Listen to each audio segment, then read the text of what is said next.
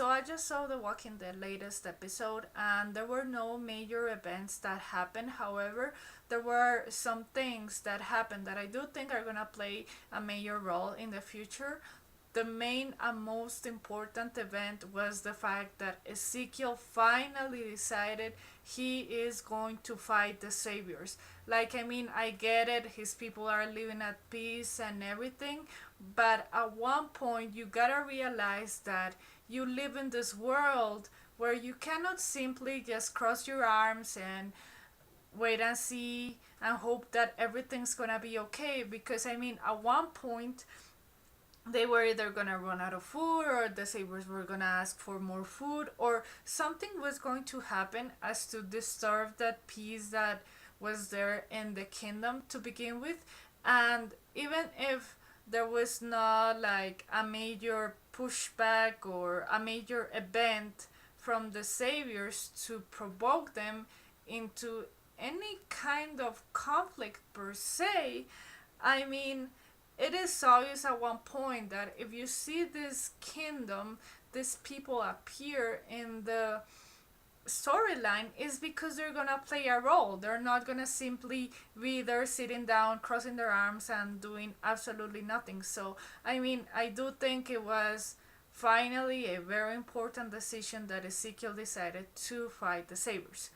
Now, moving on, I do find the death of Richard to be extremely ironic, because even though what he did was wrong, to steal the melon and hide it, uh, in a sense, his main objective was right. I mean, he wanted to prove to Ezekiel that, you know what, the saviors are people that we can't trust, and we need to fight them. We can't just stay here and do absolutely nothing.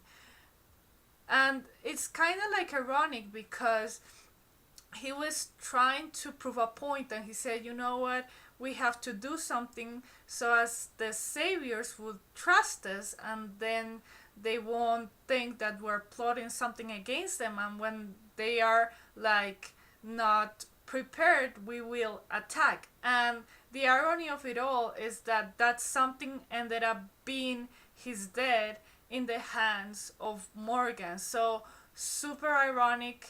Finally, Carol discovered what happened in Alexandria, and now that Carol isn't into the fight, I do think that her skills are gonna play an important role in defeating Negan.